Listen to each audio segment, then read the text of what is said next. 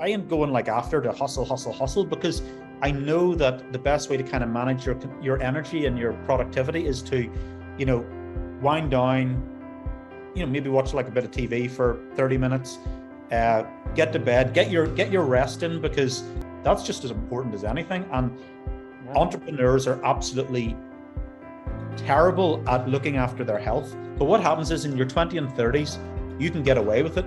But when you get into your 30s and 40s, signs begin to come like, oh, I've got achy bones, or, oh, I'm getting like what's wrong with my stomach? And every entrepreneur, like it's so common, dude. Like I hope people reading this now.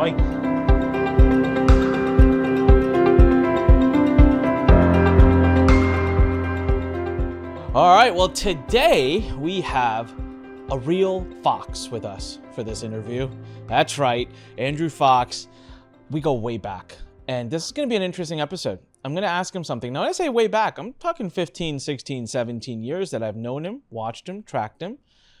There's been one question on my mind that I've always wanted to ask him, but it's a little bit abrasive. It's a little bit possibly offensive, but we're buddies enough that I think I can ask him this question. I can see him right now. He's looking, he's like, what did I walk into? But before I do that, everyone, we're about to talk to, in my opinion, of all the marketers I've had the pleasure of knowing, and I mean this, you are the most versatile, the most diversified, the most knowledgeable from a macro level. There's something, Andrew, that you do that I really value, and I mean this when I say in the entire industry, you're probably the only other person I know who seems to value this as much as I do, and that is experiences. I've noticed this about you. You're always doing something unique. You're on a yacht. You're getting a new car. You're talking about investing in a certain type of asset. You're at your beach house in Ireland like you are right now. You're taking a retirement vacation over the summer in Spain. And it's like you're just keeping it interesting, right? And I watch it and I see it on social media. It's very inspiring. It's also quite mystifying. And part of that mystifying today is where we're going to uncover what's going on. So I think you're the same age as me. I'm 39 right now as we film this. I'm a little bit older. Anik. I'm 41 right now. See, that's all that extra gray hair, man. I can see. I could tell. No, I'm kidding. But we're about the same age then, 39, 41. It's the same. And man, I'm looking at all the things you've achieved in your life. And I think the thing that really infatuates me, or like if that's even a word, the thing that fascinates me is you have successes in so many different areas.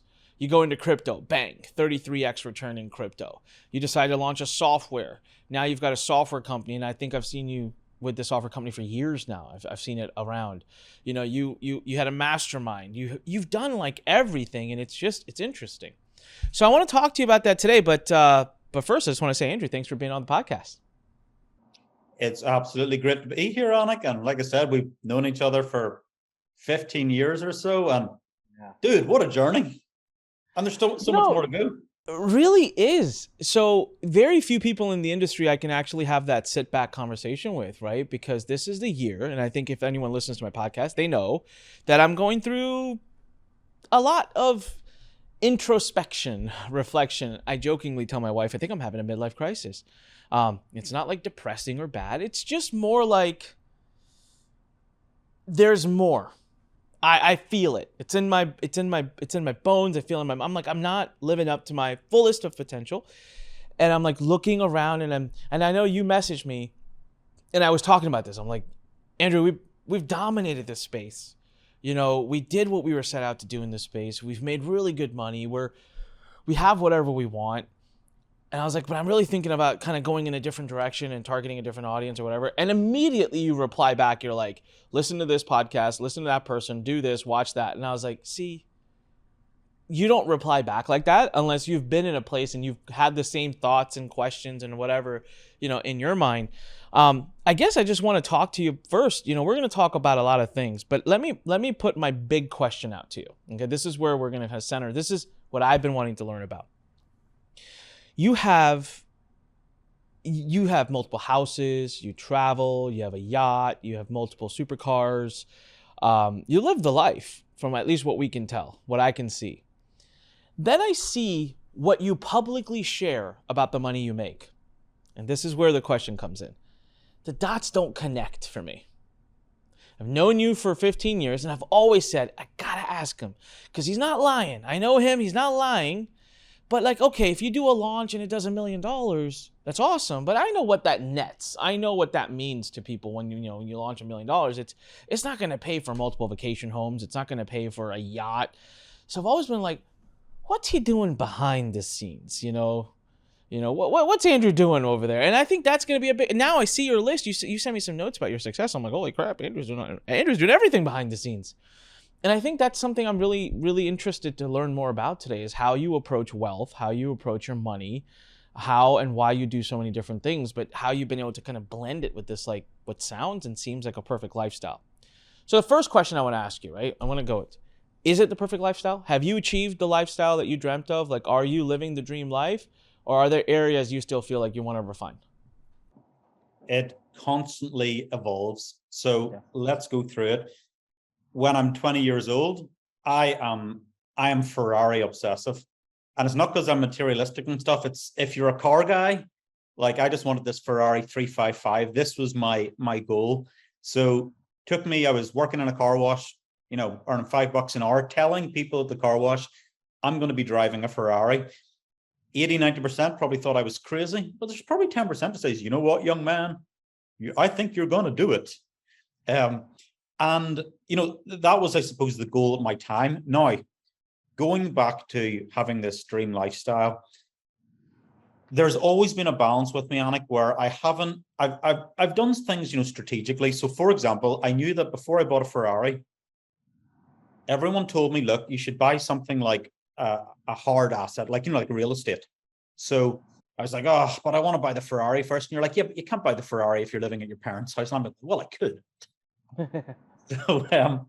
So I end up and I tell my parents, I might buy the Ferrari. Can I put it in your garage? No, you cannot. Absolutely not. Don't be so stupid. Get yourself a house. Blah, blah, blah. So I end up buying a nice, beach house where I actually still have, 15 years to this day. Long story short, buying real estate long term generally is a good investment, without a doubt. So I've always had that ability to, if I'm going to buy something stupid, like the car or the yacht or something, I got to hedge it with something good. So, for example, when I bought the yacht, before I bought the yacht, I launched a recurring membership website on affiliate marketing. It was called the ClickBank affiliate formula. Now, that was about 2009. I was so casual about that, Anik. I thought, well, if I get like 500, members pay me $70 a month, that's like, well, what's that, like 30K or something? And we ended up getting like 3,000 members in a week. Wow. What on earth? And what I actually learned was, when I was actually saving up for this beach house, I had to make, I think it was about a couple of $100,000 in 4 months. Now, let's be real here, Anik. Yeah, it's possible and it can be done, but dude, you've got to put pedal to the metal. You've got to focus. You've got to have like eye of the tiger. And effectively, by being able to buy this house and get, the down payment and all the money and everything, something happened, which I didn't realize at the time. And that was, when you push yourself to extremes, you expand capacity. Like, you literally, it's like two things happen. You expand your capacity, you see what you're capable of. That's number one. But number two, you create massive momentum. Like, momentum is everything in life and in business. So by doing that, I was able to create massive momentum. That's when I went on and, bought the cars and the yacht and all that kind of boring stuff or whatever. But to come full circle, now, yeah, I have like, I had 4 Porsches. I've cut down. I've just sold my third one. I've got 2 left in the garage, GT3 and 911 Turbo, both lovely machines. But again, getting back to the kind of money management side of it, people would buy cars and, they could depreciate very heavily. The cars that I own at the moment actually appreciate in capital value all the time. So if I hold on to them for the next 5-10 years, they're going to be up a lot in value. And again, it's a small difference, but it's a difference between having if you want a car and call a car an asset, but one that will go down in value and one that will increase in value over the time. So if you can stack up enough things that, instead of buying a certain type of Porsche 911, buy a certain model. Like, for example, what I did, and again, it's just a quick flip, and I'll just, again, be honest with people, is I got allocation for it was called a 718 Spider. They're quite a rare allocation from Porsche. I drove the car for a year. I enjoyed it, but I could see the writing was on the wall. I could kind of feel, those recessionary vibes. Assets are going to take a bit of a downturn. And I thought, you know what? I've enjoyed the car, but hey, look, I've got 4 other Porsches. I don't need this car. So I sold it. I gave it back to the dealer I bought it off because it keeps the relationship with them. Relationships are critical in life, to every aspect of your life. So I gave the car back to the dealer, sold it for a nice profit. And guess what I did, Anik? I bought myself a nice BMW for free. So there's an example of buying, leveraging, which looks like, oh, how did you get this car? The car actually made me money. Like, it's not often that happens all the time, but the car made me money. I was able to flip it, and now I'm driving a BMW. People laugh, well, why are you driving that? Well, it's easy on fuel, gas, and it's cheap to insure, and I actually like it. And if I want to drive something fast, I just open the garage door and go take a Sunday drive in one of the Porsches. But that's just an example of learning to manage your money. And if you're going to buy those fancy things, learning which way to manage it so it doesn't come and sting you in the tail. It's lots what you shared in there that I love. But first of all, as to my original question, what I'm reading between the lines is, you have your public facing product launches or your public facing products that you do. And it seems to me like that money, when it comes in for you, is instantly to be invested. That money is not to be used to buy things. And what's interesting is when you invest it, you're multiplying that money. And so the reason you're able to do so much more with what we're publicly seeing you make is because you invest what you publicly make, and then you are multiplying it. And that's that multiplication factor that's actually getting you all of the. And I will say, I've known you to be investing in assets since as far back as we go. You mentioned a couple of interesting things that I wanted to just kind of touch on more for people that are thinking or that are watching this. Of course, both Andrew and I, we come from a little bit of a privileged place now because we've built audiences. We've built the ability to have an idea and turn it into revenue very quickly.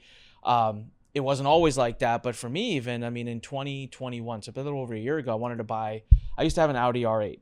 Loved it to death. Not really sure why I got rid of it. I got rid of it and instantly within 3 months regretted it, wanted it back. So last year I thought, you know what, for my birthday, I'm going to go get another one. And I found red is very rare. Cars have been really weird right now for especially supercars. I was able to get a great deal on one. I bought it, but before I bought it, I was like, I don't want to pay for this car. I can pay for it, but I don't want to pay for it. And so what I did is I did this one campaign with Jasper. It's a copywriting tool. I said, I'm going to be an affiliate. I'm going to do a campaign. Jasper is going to pay for my car. Now, people would say, well, Anik, you have an email list. You have the ability to promote these things. And they're 100% correct. You're 100% right. I have things that you may not have. But the thing is, that's what you've got to work towards, right? Work towards building an audience so that you have the ability to monetize when you want. I would have never done that campaign if it wasn't for my motivation to buy this car. I would have just not done it. It was just not in my promo calendar. But instead, I came up, I provided a ton of value. I got my list onto a webinar, and we had a lot of fun. And I sold Jasper. It was over a year and a half ago. I still get paid $4,000 to $5,000 a month. The car cost me $1,500. So I'm like profiting, $3,000+ for owning the car, enjoying the car. And again, I remind you, I would have just never done that campaign had I not wanted to buy the car. But so it's a mindset thing, everybody. You got to learn to think, like, if you want this, how do you go get it? And of course, when you're just getting started, the solution to those problems are harder. They get easier and easier as your audience builds and as you get more successful. Something that you said, though, it reminds me of NLP. I wanted to stress more. There's two things you said. One is you said relationships are key. We're going to talk more about that because I can see that in how you function and what you do. But there's something else you said, which you said stretch. Right? Like go after a goal that's tough, that's going to stretch you.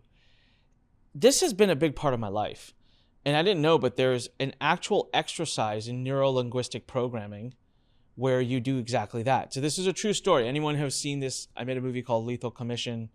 It's on YouTube.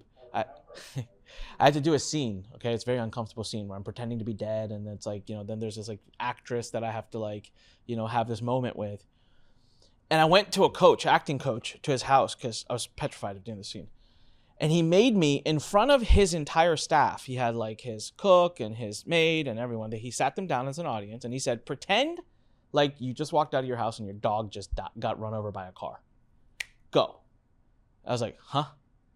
He's like, let's try this again. You just closed the door, you walked out, dog gets hit by a car. Go. And we did it like 5 times, 6 times. And what I realized is the extremeness of that exercise. And then he worked with me for 30 minutes and he's like, all right, you're good. I'm like, what kind of rubbish? We don't even practice the scene I have to shoot. And he's like, you're fine, go. And what it was, we did something that was so much more embarrassing and difficult than the scene I had to shoot. So we stretched the rubber band so far that when I had to go. So how much has that played a role in your life when you go for challenges? Are you personally constantly challenging yourself and pushing because you want to move that, you want to make that rubber band more elastic?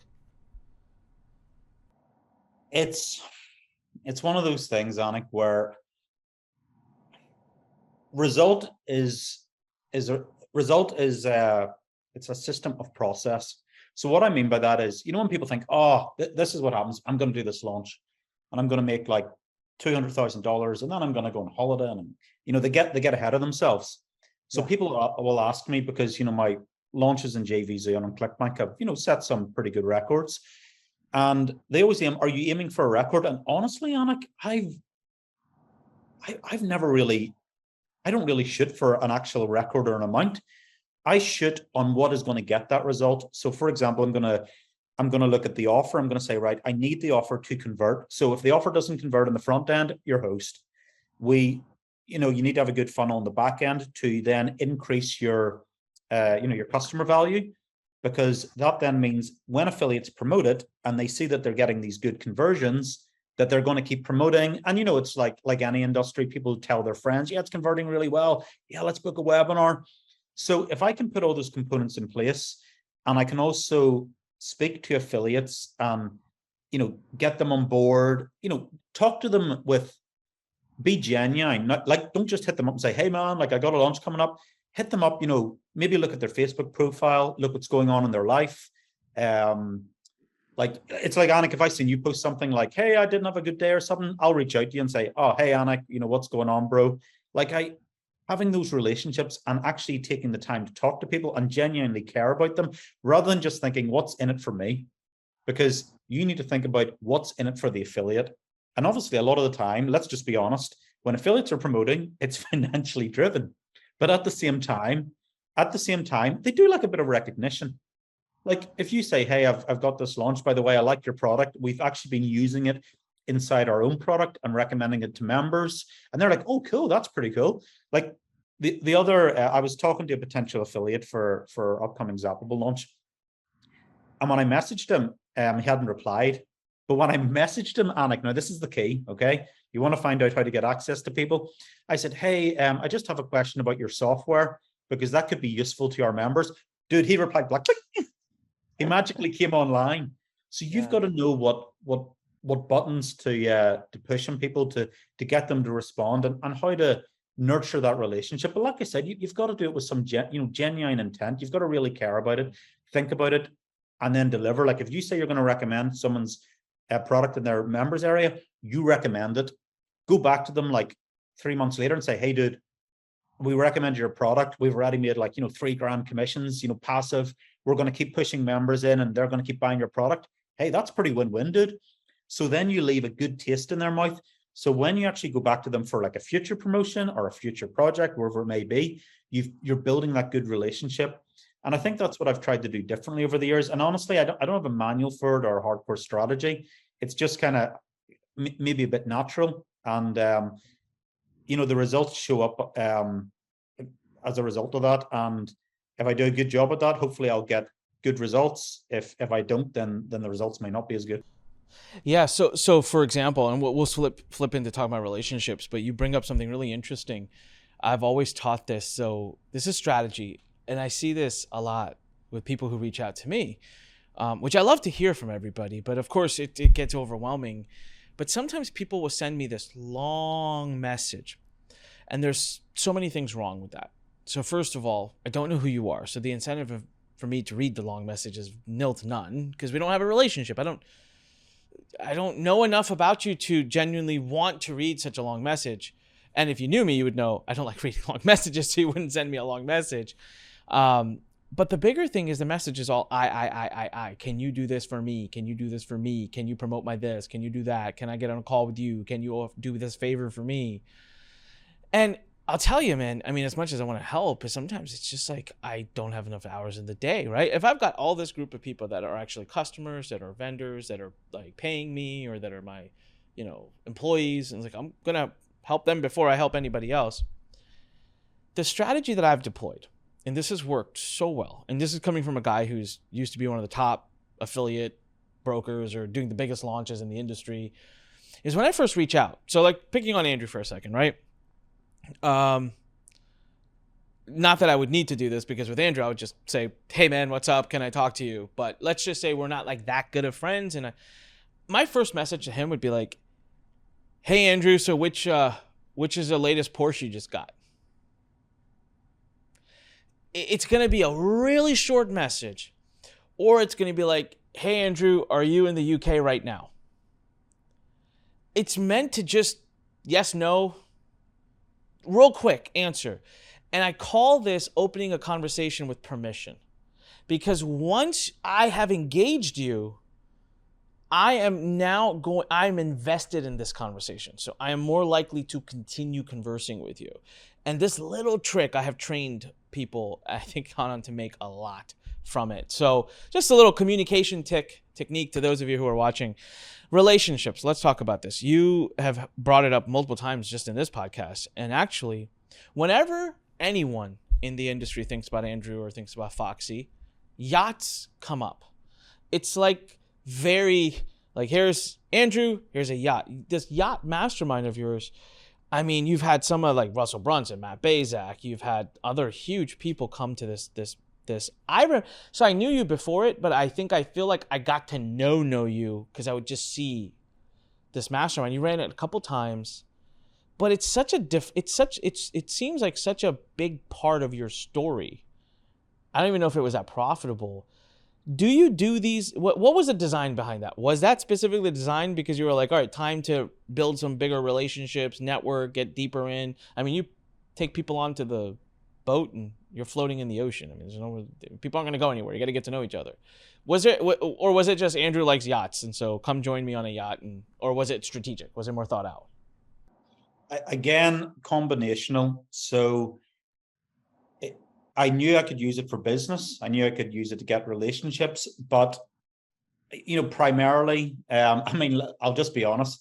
You're 28 years old. You're making some money, and you ask any 28-year-old single guy, what do you want to do? And you're like, well, I want to buy a few Ferraris. I want to party like crazy, and I think I'll buy a yacht and go sail around the Mediterranean. And that sounds a pretty good lifestyle. So there was certainly an element of that, but again, it was like, okay, I gotta monetize this beast. So what I would do, Anik, was ahead of time, I knew that having the boat in Ireland, because we just don't have the climate, I'm never going to be able to rent the boat out as a business. Really, it's going to be hard work. So what I did was, before the yacht was in Ireland, but what I decided was, before I send this down to Spain, which was maybe like a 3-week sail, or you can cargo ship it down. I've done it both. But I thought, well, what I'll do is I'll invite some, marketers on board, and we'll just have this big yacht party. So I had everyone fly over to the house. That was Matt Bazak, Russell Brunson.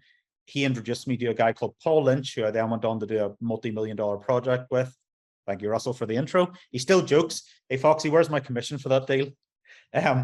But yeah, I mean, I decided, let's do this big event. And dude, when I'm going to do an event, just like you, I focus on the event has to be, it has to be amazing. So I'll think about, what are people going to eat? What are they going to drink? How are they going to get transportation there?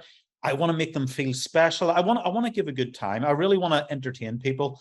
And, anyone who's been at those events will, give you usually pretty great feedback from that. So we had the big event.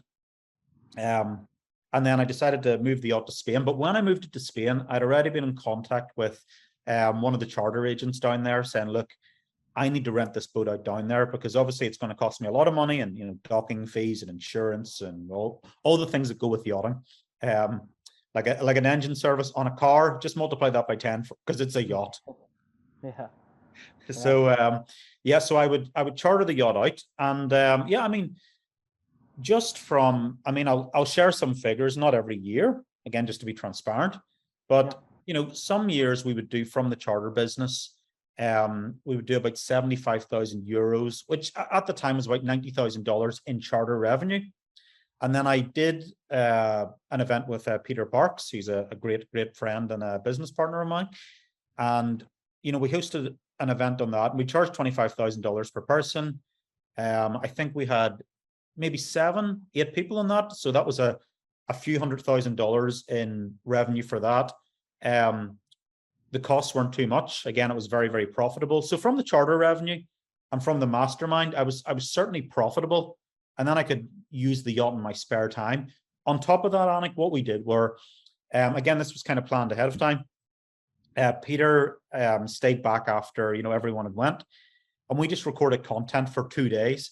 But see with that content we recorded, like on the yacht for 2 days, we drip fed it out over a year. So we opened a membership website after and said, hey, look, if you couldn't get in the 25 grand a person mastermind, but you want to experience some of the golden nuggets of it, Peter and I stayed behind. We recorded some of the, the biggest gold you'll ever seen, like how to build a team, how to recruit 6-figure affiliates, all the good stuff. Built up a waiting list for that. And then basically launched that. And then that was another recurring income stream. And again, that website probably did over 100 grand. So I got the membership website out of it while giving great value to people. I had good branding and positioning from it. I had money coming in from the charter business. And I also made money from the selling tickets to the actual event. So again, it was just a way to monetize, because ultimately, effectively, a yacht is a liability. It's going to cost you money, dude. To just have it as your private pleasure vessel to me, it's not worth it. You have to monetize it. So again, that's what I did. And there's some figures as well, just being transparent with your audience. All right. I see a trend. And if you guys are listening, I hope you see the trend too. You monetize everything. I mean, you're creative. I like that. You're strategic, right? So it's like, hey, I have this yacht. I get to enjoy it. I get to charter it. Chartering is probably not enough to justify owning it. But then you're like, all right, well, it will sound cool to have a mastermind on it. People will pay a lot of money to come to that. That's money. Oh, cool. I'll stay back. I'll film some content on it because it's unique to have content filmed on a boat. That's not something you typically see. And so you're monetizing. So your cars, right? So what the outside world sees is Porsches, Ferraris, BMWs, in and out. But what they don't see is that you're strategically buying them that you think will go up. You enjoy them for a year, you flip out. Now the person's thinking, oh my God, he buys so many cars. Actually, no, he's trading up, profiting and using the money of the profit to buy the next car. Yacht, people look from the outside, it's like, oh my God, he's frolicking amongst Europe with his yacht. And it's like, well, yes, but he found a creative way to monetize.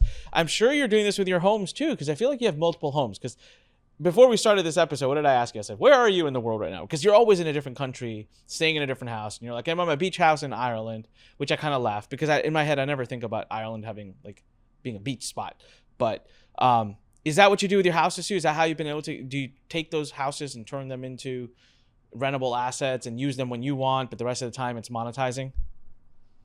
Yeah, I've been testing out the rental of kind of the beach house, and it's been fantastic. Been a really good reception to it. And honestly, one of the things that has changed the travel industry, both as hosting and also going to places, Airbnb. Dude, what a model! I mean, I love that place. That is transformational. So what I did. Again, this is just how to swap experiences, but obviously your house is an asset. And because I had experience of obviously chartering a yacht out, chartering your house out effectively is the same kind of thing. Because some people are like, oh, but people stay in your house. Do you not? We swap out all the mattresses and all the things like that there. So anything personal, there's like an Airbnb version of it. And we have a good system for storing, all your private possessions and your belongings. If only they opened the garage door, they'd be quite surprised, but that's under lock and key. So before Airbnb, were you renting them? Because Airbnb is like last few years. You've owned homes for years. Oh, you weren't? No. Okay. Not before. I mean, I have other real estate that's just, standard rental, like a rental properties. But the Airbnb thing's fairly new. But I mean, it's been very positive. I've actually enjoyed it. And what I like to do, Anik, was I seen it more as a way of, again, not just making money in inverted commas, but well, how about someone comes and lives in my house over summer, and I get to go and live in somewhere else for all summer. So maybe I'll go to California, maybe I'll go to Spain, maybe I'll go wherever else. So what I decided, and partially it was because of COVID. In 2021, it was summer. We're all locked down. Travel was awkward. And like, I'm a travel addict, so when I couldn't travel, I'm like, I'm getting like pent up and getting pissed off. Apologies for the language. But so I decided, okay, next year this is not happening. So I'm going somewhere else regardless. I will find a way. So I was on Airbnb, and this was like, I think August 2021, and I booked the place for the entire summer for 2022. I just wanted to go out. It's a place called Mallorca, Spain, which is actually where I kept the yacht. And dude, it was freaking awesome, man. It was absolutely awesome just to say, you know what? I'm going out for a couple of months. I'm not really going to work. I'm effectively going to retire. I just want to soak up simple lifestyle. And I'm not talking about materialism lifestyle. Literally just being able to, get up, throw on a pair of shorts, go and sit outside, with the sun beating on your face with like a nice, pool and stuff, and just have a cup of coffee, walk down to the beach, just enjoy lifestyle, man. I mean, what are we working for in the end? Like, I mean, this is something I'm quite passionate about, is why do you want to work 20, 30, 40, 50, 60? And then, Anik, I'm going to give you permission at 64 years old, you can start living your life. I mean, that doesn't sound a very good deal to me. So I'd rather enjoy the journey as I go. But if I own other assets, I'm going to try and monetize them as well. And it was a great trip. Next year, we're planning to probably head to California for most of the summer.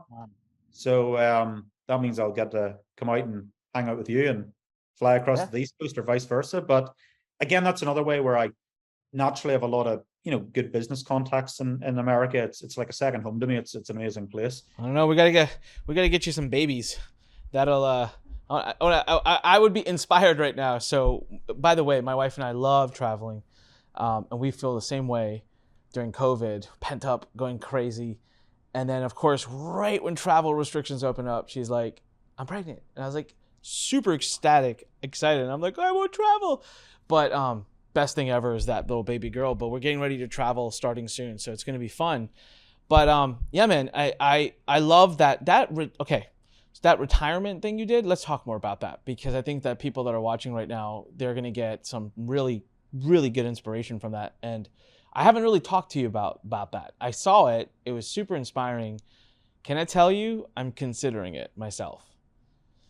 Dare I say, I don't think I'll do a full retirement, because I'm also at the cusp of like a really exciting venture that I want to start.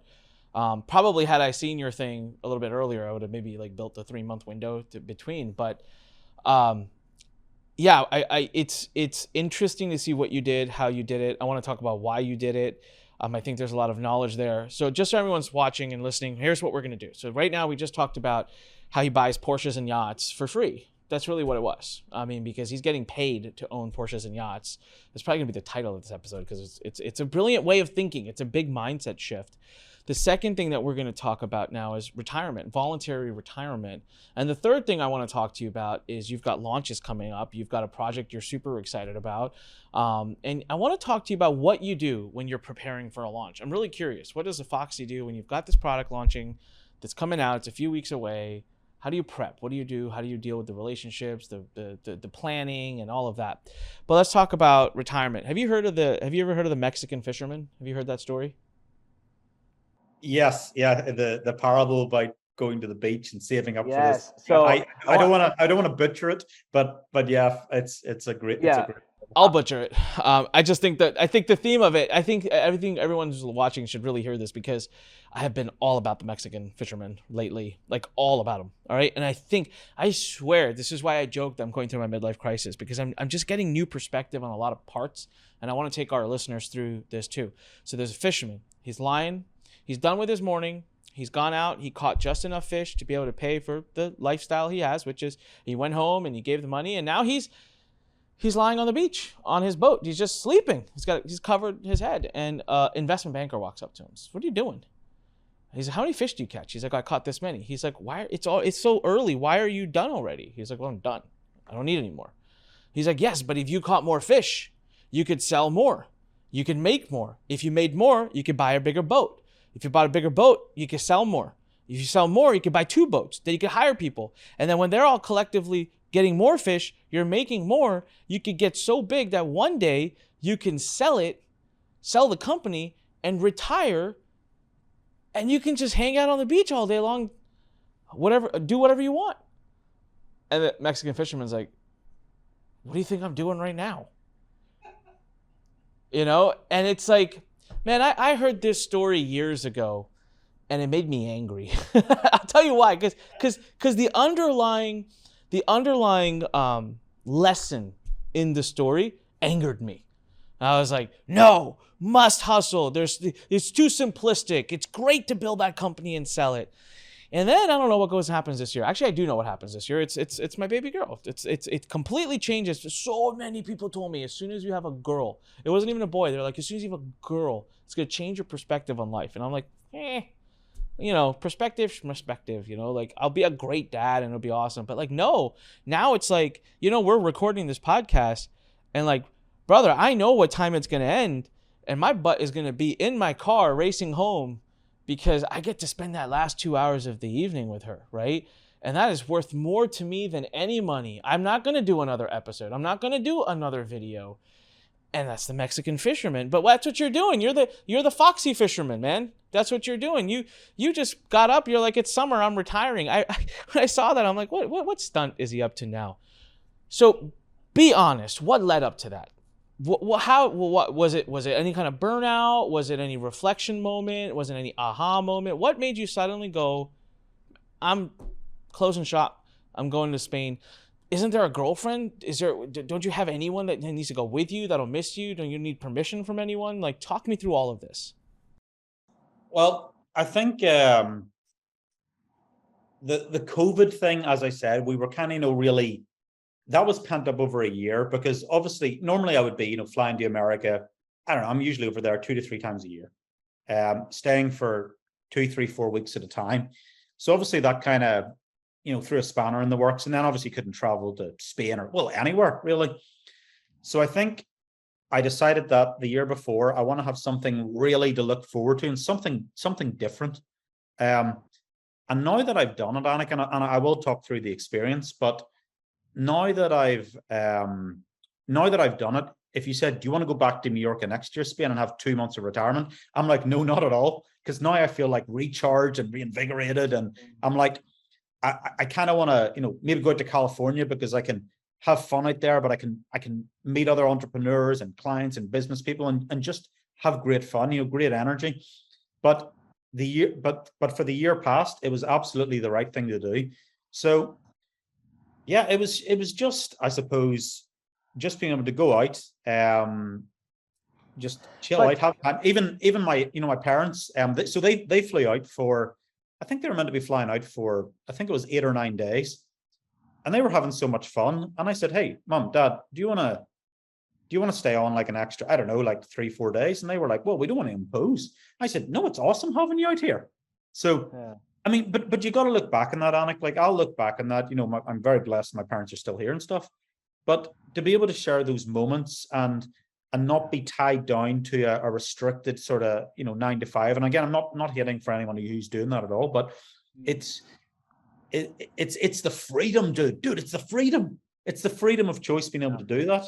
And Yeah, it's dude, I seriously, I know this feeling as you're talking, I have goosebumps. And so I'll share a story that just happened yesterday that I get to enjoy so much more now than I probably would have even 6 or 7 or 8 months ago. But so you had decided a year before you even did this sabbatical or this retirement that you were going to do it because you were just aching for a change in your environment. You had been locked up in your house. So it wasn't any kind of like professional burnout or like, man, I'm just tired. Because you said recharge. So I thought perhaps you just were really tired of working and you needed to take a break. And is that something you recommend to entrepreneurs that are always hustling? Should they take an unplug moment? let's discuss every entrepreneur you know that's successful. How many of them have experienced burnout? 100%. I don't know how, I don't have enough hands and arms to put up. Like, yes, 100%.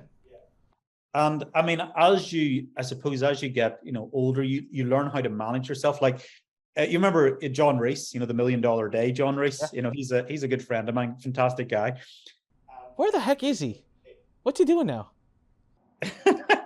Who knows? He's in every time I speak to him. He's literally the myth, the legend, and where is he? What does he do? I haven't even seen the guy in like 15 years. But anyway, sorry, go ahead. Well, anyway, yeah, but he was it? Oh, sorry, I've lost chain of thought. I know, man, my bad. You said John Reese, I got excited. We were talking about, God, what were we talking about? I was burnout, 100%. Everyone's burned out. John Reese, yeah. I got it back. So I used to WhatsApp John going, "Hey John, are you hustling to 3 a.m. and doing that?" And he goes, "Like hell I am." Because, we all used to work, like, I'm sure you did, just 3 a.m. Yeah. I'm on messenger chat or ICQ, the old chats back in the day. And yeah. And now it's like, even now it's like 9 p.m. as we're recording this in the UK. And dude, I ain't going like after to hustle because I know that the best way to kind of manage your energy and your productivity is to, wind down, maybe watch like a bit of TV for 30 minutes, get to bed, get your rest in, because that's just as important as anything. And entrepreneurs are absolutely terrible at looking after their health. But what happens is in your 20s and 30s, you can get away with it. But when you get into your 30s and 40s, signs begin to come like, oh, I've got achy bones, or, oh, I'm getting like what's wrong with my stomach? And every entrepreneur, like it's so common, dude. Like I hope people reading this now. And that's, as I began to evolve, I realized like, hey, making money and all is cool and I still love it and stuff, but having your health and having good relationships with your friends and your family, dude, that's everything. Money is just the resource to facilitate that. Huck, man, dude, do you really want to stay on for another hour to talk about this? Holy crap, you just opened a pot that I really think we need to talk about, because very few entrepreneurs talk about this. Both of us are in the same place. We've been doing this for long enough. Every entrepreneur, I'm telling you right now, if you're in your 20s, your younger 30s, you're listening to us and saying, shut up, you old geezers. I'm going to go out and crush it, and I'm going to hustle, I'm going to make money. And it's like, yes, I did it. Andrew did it.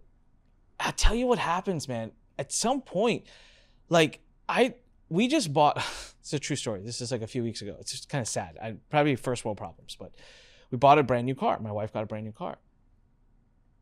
Zero excitement. Zero care in the world. And I mean it. It's a beautiful, amazing car. It was my wife's gift for giving me a child.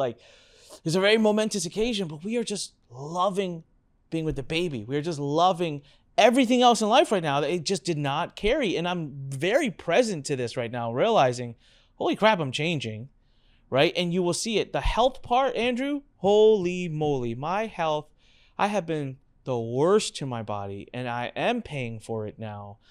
And now I'm taking a moment to step back and work on it. But gosh, if I could go back, there's a few things I would tell a 25-year-old me. Number one, work hard, don't hustle. They're two very different things. Number two, family and friends first.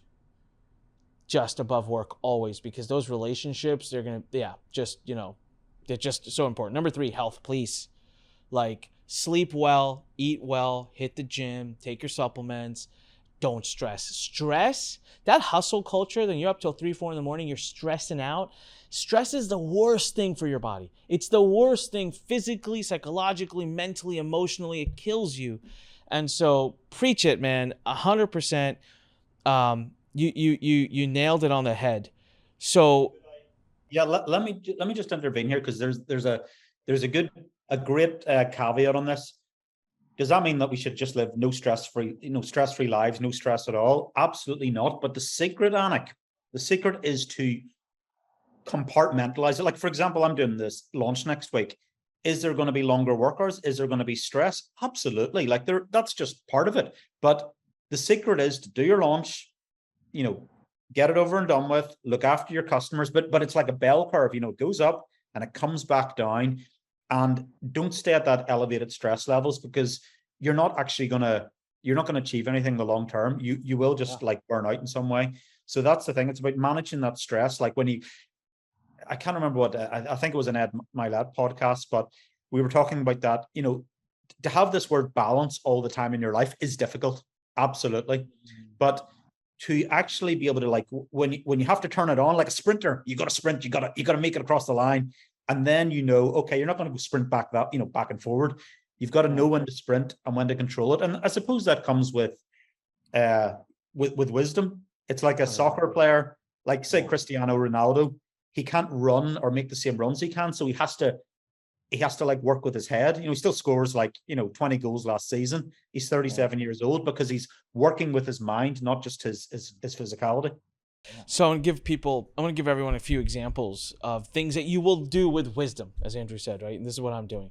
So I have said no. I've said no more times in the last few months than I have ever in my life.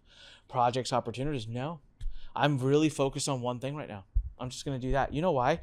Because every other thing I add, it adds stress, it adds more calls, it adds more things to follow up on, it adds more this, more that. I just don't need any of it. I'm going to do this one thing. I'm going to do it really well. I'm going to focus on it.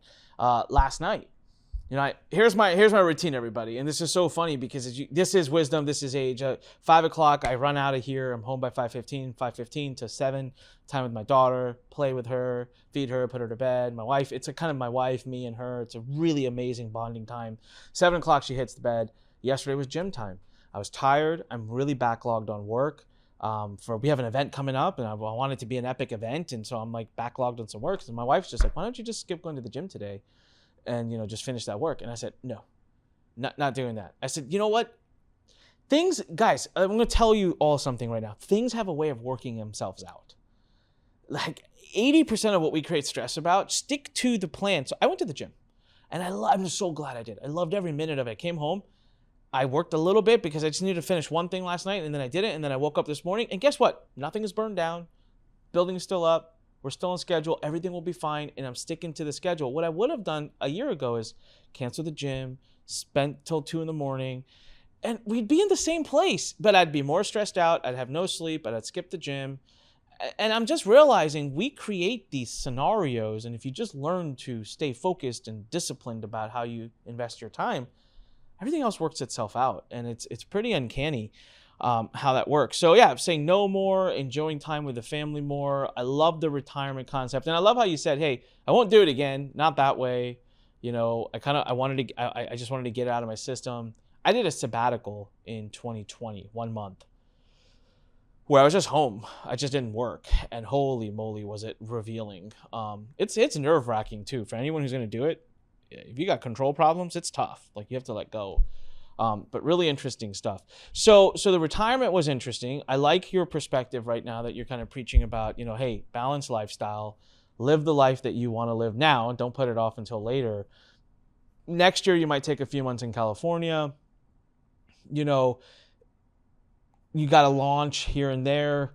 You take that money, you reinvest it. So it seems like you've got this like tortoise approach. Like, you don't need these big flexes, right? You've made some huge investments. You invested in Bitcoin at the right time, Ethereum. I mean, you 33x'd Ethereum, which is huge. So let's pivot. Let me ask you this. You got into Facebook, Amazon, Tesla, Square, Ethereum, Bitcoin. What do you got? You got a crystal ball over there? Why am I not getting messages from you saying, hey, man, I got a crystal ball that's telling me invest in Apple, go invest in Apple right now? What is getting you to find these golden nuggets back to back to back to back? Once or twice, I'll give you. It's luck. 7 or 8 times in a row, it's strategy. So what's going on there? Experience is the best teacher. So so to go back, I bought into Facebook 2014 or so. Bought into Amazon then, bought into Tesla. And dude, if you think Bitcoin's volatile now, you should have seen what Tesla was back in 2014. It would make Bitcoin look tame, honestly. But that experience is what actually gave me the experience to invest in cryptocurrencies relatively early. So, and I'll tell you again, real story behind it. So I bought into, say, Tesla, I think it was 2014, 15, and before the share split and stuff, I think I was buying in for like, I don't know, 25, 30 bucks a share. It was low.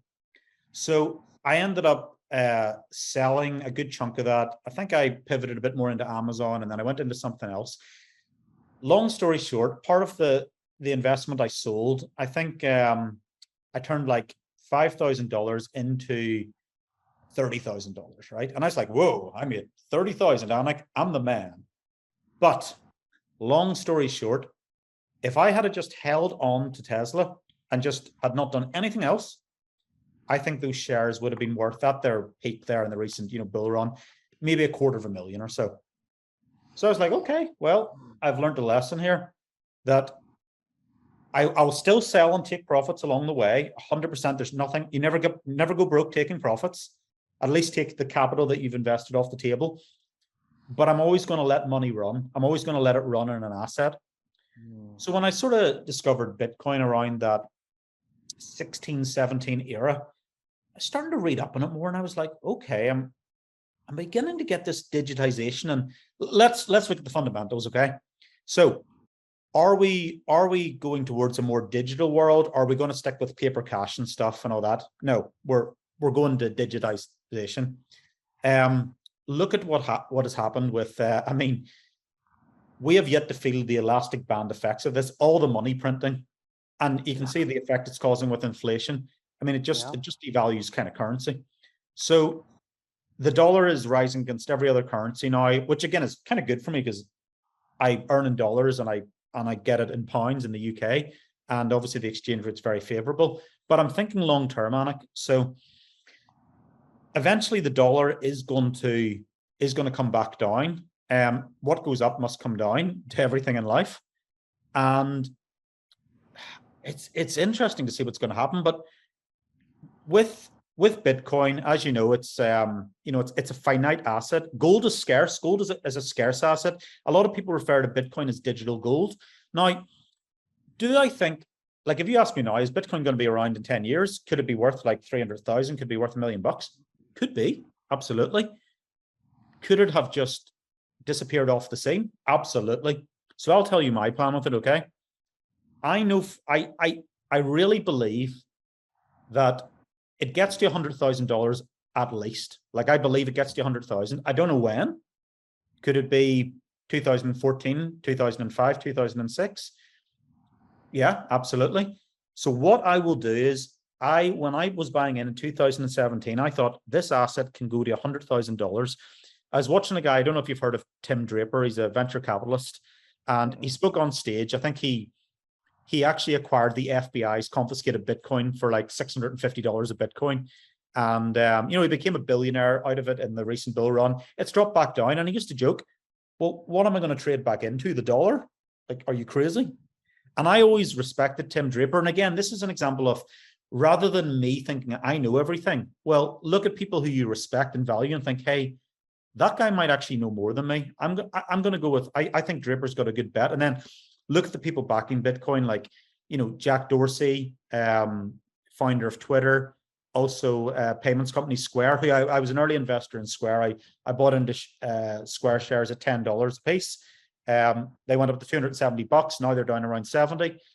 I've sold a bit along the way. I'll just hold on to them long term. Again, it's the vision of where they're going with it. So if you can make that predetermination that, say, Bitcoin goes to $100,000, I will not be swayed. I will sell a good portion of my holding around then, maybe before then, maybe a little after. I will ride off into the sunset per se, maybe for sabbatical, but I will always hold a bit of that asset because Anik, could it go on to $1 million? It could, absolutely. So what I'm going to say is take profits along the way, understand what you're getting into. Like even with Ethereum, like that 33x I got on it. So leading up to this, I've been buying Ethereum, like again, for many years, since 2017, 18, I think, Ethereum. And I was waiting for a crash, and obviously no one had any idea COVID was coming, like didn't happen, but I knew there was going to be a crash. And I seen Ethereum go to like 120, 130 bucks. And everyone was saying like, oh, it's going to 100, it's going to 50. But I was thinking, well, if I buy around $120, and even if it goes up to $1,000, Anik, and I make like, 7x my money, 7x is pretty good, even over 2-3 years. Yeah. So I bought in at $120, didn't make a song and dance about it. I don't post what I buy and stuff. I just get on with it, really. Like, people know I'm a big advocate of cryptocurrencies. But I could see the bull run coming. We got up to 4,700 with Ethereum, and I said, if it comes back down, I'm going to exit around $4,000 because I'm making like 34x my money on it. It went down to $4,000, and at the time everyone was going, oh, it's going to 10,000, it's going to 20,000. But I asked myself the question, Anik, how much do we really need? Like 50x, 100x? Is 33x not freaking good enough, dude? Because I know I can take that money that was a high risk investment, take that money that I made, and then just go and put it in a low risk investment, like, buy a bit of real estate, or buy like an stock index fund, something boring and simple. So take the high risk stuff, make your money, and then leverage it into the low risk stuff.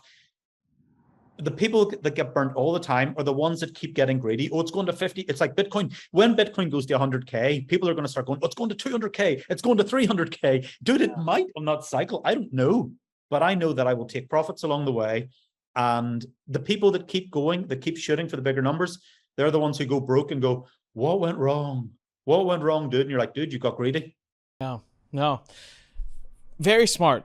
Nothing I've done. So I have been not a great investor. I'm getting better at it now. Thank God for my wife that really started to whip my butt in shape with investing in 2019. I am absolutely the entrepreneur you talk about who is great at making money and has no clue what to do with it after that. I'm much better now. Now I'm getting pretty good. And also I'm seeing the light, right? Because again, hit 36, 35, 36, you've been burning the midnight oil for 20 years or 17, 18 years, you start to get a little tired and you're like, man, I'd love this money to go work for me. But I did the same thing with Tesla. I put like 40 grand into it. Man, it went crazy. It became like 200 grand, 220, and I sold and I was celebrating, which was good, but I should have done what you did. I should have sold 30%, 40%, 50%, taken my money off the table for sure. But I kind of ran the math the other day, and if I kept it, it'd probably be worth about $500,000 right now. So I was like, and here's the deal. What did I do with the money? I didn't need it. So I sold all of it when I didn't need it. And I got a huge tax bill and reinvested it into another company that's growing at nothing close to what this one was doing. So it was a weird thought process, but keeping money in there, taking cash off the table, replacing that. And then once you hit like an obscene return, if you hit it, like, I love what you said. Take that high risk money out and dump it into real estate or something that's boring, that's just going to churn along for the rest of time. So Foxy, I want to be pretty respectful of your time. This has been a really killer episode, but I do want to talk to you about the fact that you have a launch coming up. You've got, you've launched softwares, you've launched continuity communities, you've launched just all kinds of programs in the last so many years that I've seen.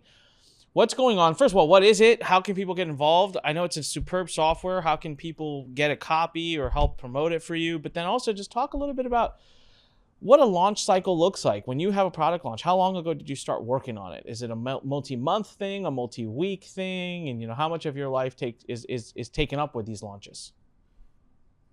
Well, you do start planning, months in advance. You've got to obviously get your partners on board. Just let them know, like, hey, we've got this coming. Oh, hey, there's going to be these prizes available. We're having an opening contest. we're having a middle contest, we're having a closing contest, oh, we're having a main contest. So that means, Anik, that JVs can jump in maybe at the start, maybe some people jump in at the end, maybe some people jump in at the middle, the smart money, because the middle of launches are always the dip. So that's why you sometimes give away more prize money in the middle, just to kind of try and scrape it, keep the momentum going. It's just a case of you have to have your webinar converting, you have to have your funnel converting, keep motivating your affiliates. Like we did a big brand. I don't know if you've seen it last year, but when we launched Zappable, I sent out I sent out a t-shirt to people, I sent out a mug, I sent a pen, and like it went, dude. Before I think we had something like 60,000 views on the JV page. Like, wow. Hell. And again, what did that cost me? A couple of $1,000s in merchandise. Like, the product was $500 plus a funnel. So literally 1 or 2 customers that pays for that merchandise. And people still, like mugs are a very powerful branding tool, because people still drink out of their mugs, or when people got sick with COVID, they would give the t-shirts to their girlfriends, to wear, like going, oh, she's wearing the Zappable t-shirt, it's keeping her really nice. So the power of merchandise and branding, dude, is absolutely huge. So that's what we did last year. We didn't do it this year because, once you do it once with one brand, if you do it the next year, it's not going to have quite the same effect. But, could you do it in a couple of years? Yeah. So, it's a mobile app builder that basically allows people to, well, 2 things. You can build your own mobile apps, but more importantly, it's the agency model. So you can build mobile apps for other people. And it's a pure drag and drop interface. So I could literally send you, login details now. You could literally, build an app within 10, 20 minutes. You could have actually a functional app. Wow.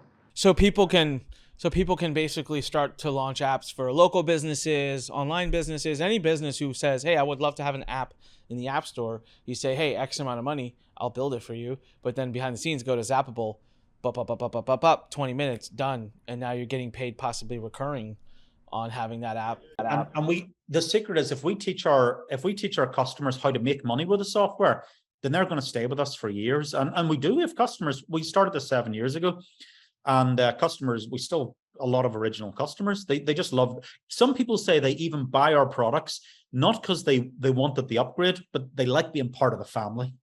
That's powerful. That's pretty powerful. So so where can people go to promote, help, support, and then maybe even buy it? Because I love what you're doing with Zappable. I can't believe it's been 7 years. That's nuts. That's crazy.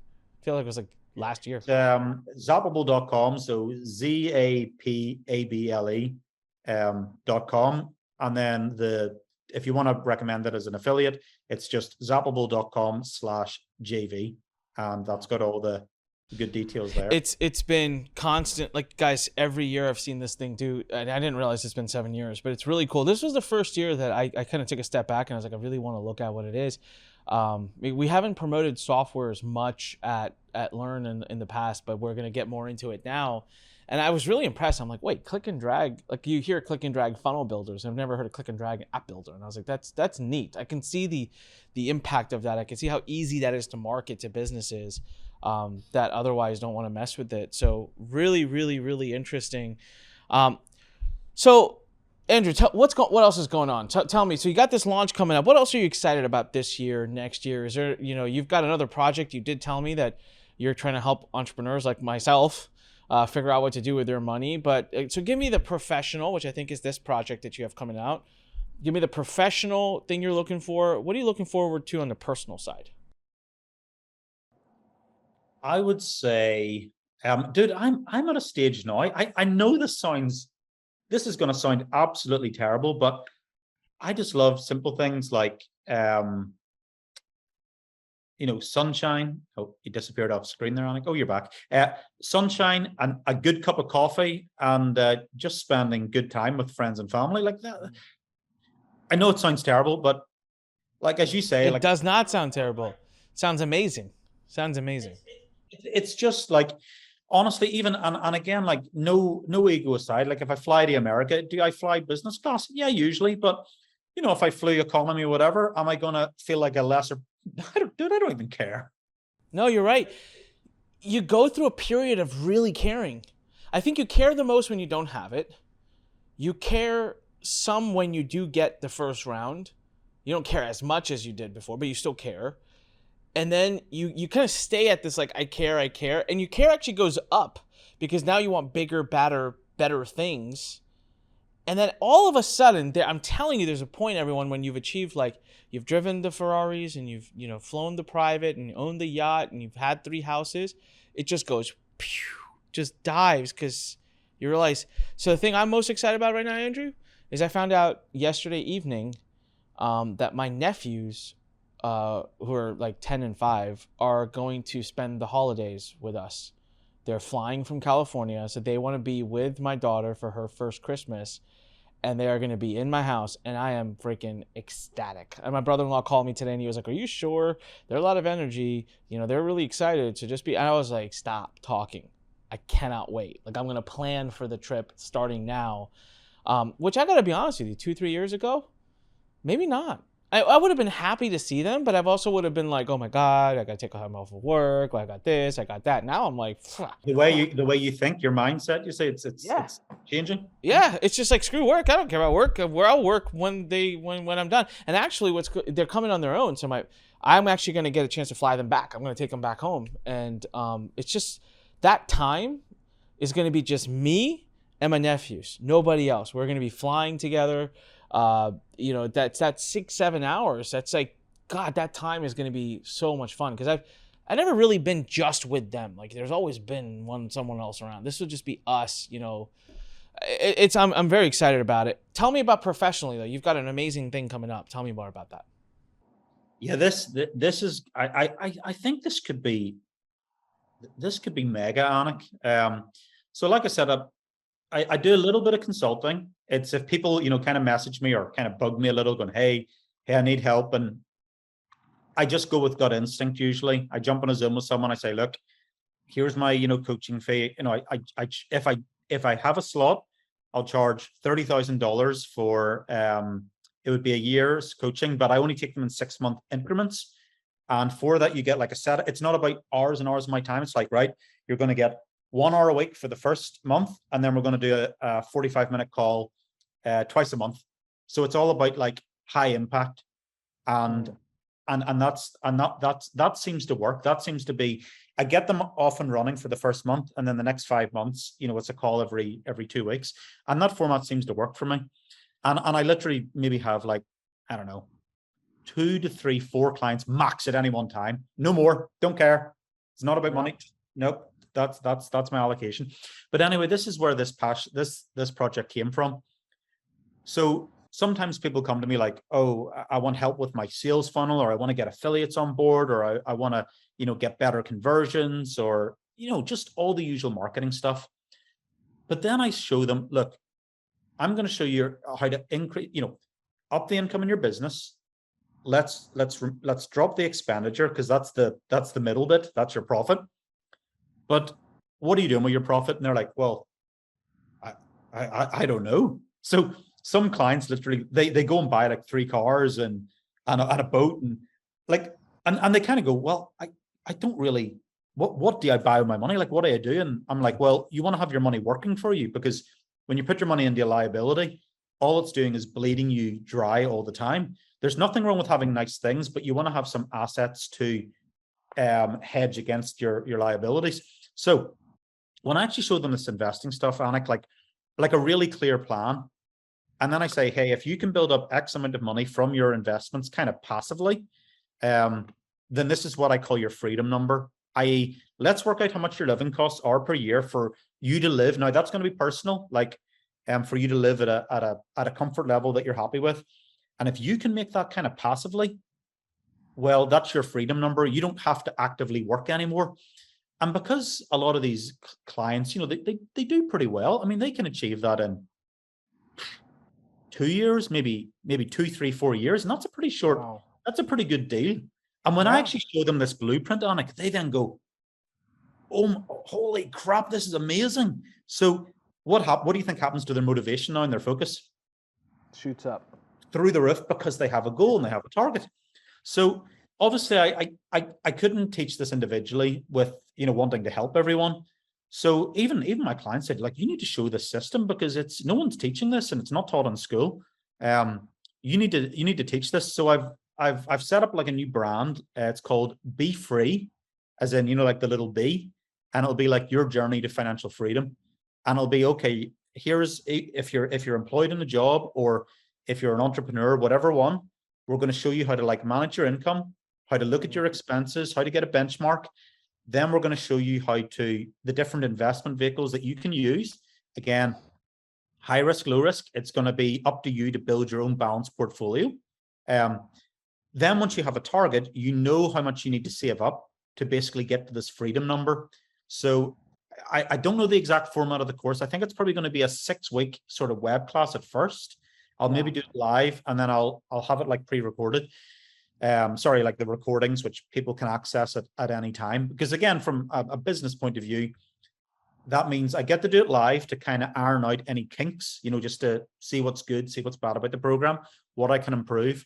And then I can obviously turn it into a relatively evergreen product, because the fundamentals remain the same, whether it's cryptocurrency or stocks or shares or real, the fundamentals are always there. And again, just touching on assets, here's the thing. It's, say, for example, Bitcoin, I alluded to it. Where's it going to be in 10 years' time, Anik? I don't know, man. Is it going to have blown up into cyberspace? Could have. Is it going to be worth $1 million? Could be. But let me ask you this. If you own any real estate, where's that going to be in 10 years' time? No, it's going to go up. It's going to be there. But it's going to physically be there. People are going to be renting it probably. It's going to be making more money. It's never going to give the returns of Bitcoin potentially, but it's also a very relatively safe asset. So again, it's just about dividing your money, managing your risk, and I've been working on a blueprint for people, and I think it's going to be, honestly, I've got a good feeling about it. I'm going to lay it out. Again, the content of the course and how people's results, that's going to be the determining factor of how good it is. Not to do with me. It's literally, if people can take this course, they can get results from it, then I've won. And can you imagine getting people to retire early? How awesome. I mean, that's good karma, dude. Well, listen, how many so I went through this exercise a couple of years ago, and this is really interesting. By the way, what's the URL where people can go get on the early bird list for this? Because I know it's not out yet, but it's going to come soon. Yeah, it's beefree.co. So beefree.co. Got it. So beefree.co, everybody. So there will be, it's not out yet. There will be a pre-alert list. I mean, unless you're watching this podcast many months from now, maybe it's out. So I had a coaching moment with one of my coaches. It was 2020, I think.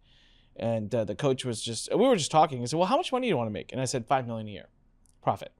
Net. Said real fast. And the coach just goes, why? I was like, what do you mean, why? Why?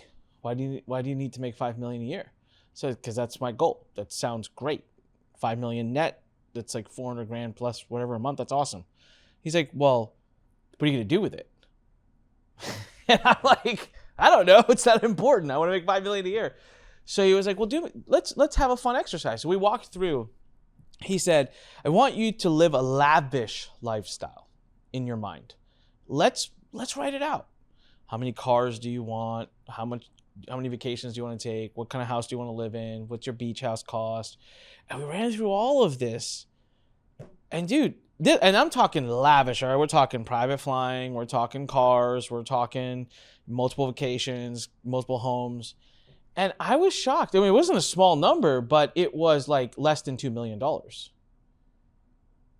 And so what the coach was trying to make a point was, he was saying that additional $3 million of hustle and hard work and pain you're going to put in has no ROI on it. And you're already at the number that you need to be at. And I was just like, whoa, right? And it was an interesting, I don't know if I really fully internalized it, to be honest with you. I was like, yeah, whatever. I want to make $5 million a year. Like, that's what I'm going to do. But as time has gone now, I've come to realize, I'm like, seriously, if you, and I want everyone who's listening to this to really think about how would your life change if you did get a lot of money injected. For me, all right, and I know I sit in a different place because I've had time, I've accumulated wealth, and I have nice things, that if you wired me an extra $50 million tomorrow, there would be zero change in my life. I would do absolutely nothing different. I would travel the same. I'd own the same home. You know, I maybe would buy I've been wanting to buy a Langen's on watch, which is 180 grand. Okay, fine, I'll do that. Like, right. But I could do that today. Like, I could go right now and go buy that if I wanted. I just don't think it's a wise investment, which is actually not true because it went up a lot in value. But, man, it's been epic. So a couple of URLs, everybody. Zappable, ZAPABLE.com. Awesome software. If you're looking to start a business where you can actually help other businesses launch an app, it's a great tool. And then also BeFree.co, BEE, two E's, FREE.co, if you want to be working. And if you loved what you heard from Andrew today, all right, from Foxy, if you love the Foxy mentality to investing and making money, and this is basically, I set up a question, right? And I didn't even know it was going to get answered in this much detail, but you heard it from him. I said, hey man, I see you do launches. They're really, really good, but I don't know if they're like yachts and multiple homes and Porsches and Ferraris good. It's because it's actually the things he's doing underneath of all of that that's making him all the money, and he's living off of that. So that was awesome. It was really insightful. I kind of thought that's where you're gonna go, but everybody follow him. Great stuff. He doesn't just only talk about business. Follow him on Facebook. Follow him on other platforms because he puts up fun posts too. So he's a fun guy to follow. It's not just all business and work with him. Foxy, thanks so much for being on the podcast, man. It's been a really, really fun episode. I'm going to leave you. Any closing words you want to say to everybody before we wrap up? I just want to say a big thank you for listening to me for the last hour. Hopefully you guys got some, good value out of it. And it really, made you think about things. And, especially even when you were talking at the end there, like, well, you only need a couple of $1 million. And honestly, dude, people living for $500,000 a year, you can still do 95% of the stuff.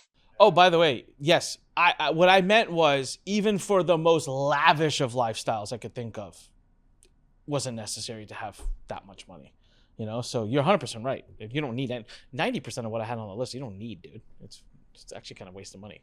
And a few words of wisdom in closing are what I've, at the, in your early stage, you want to, I want more homes and I want cars and all this kind of stuff. But the things that you own end up owning you back. It's like, so I'm actually looking to kind of, like, I'm offing things, I'm reducing the cars and stuff because I just like the freedom and being happy. I just love the freedom and not having to think about other stuff, just so I can then be more creative and put my time into health and relationships. That's the most important thing, dude. Rock on. I love it. All right, everybody. Make sure you subscribe to us, our podcast, on any of the different channels that are out there. If you're on YouTube right now, smash that like sign and click subscribe, and make sure you leave a great comment below. It's been amazing, Foxy. We'll have you back. All the best on your launch. I know you're going to crush it, and I look forward to hanging out with you one of these days, man. I know you're going to make your way out to the U.S. soon. With that said, everybody, as we always say, go out there, crush it. When life pushes you, stand straight, smile, and push it the heck back. Let's go. No hustle. Work hard. Make your dreams come true. Do it right. Relationships first. This is Anik. Love you guys. See ya. Bye. Thanks for listening to The Fighting Entrepreneur with your host, Anik Singal.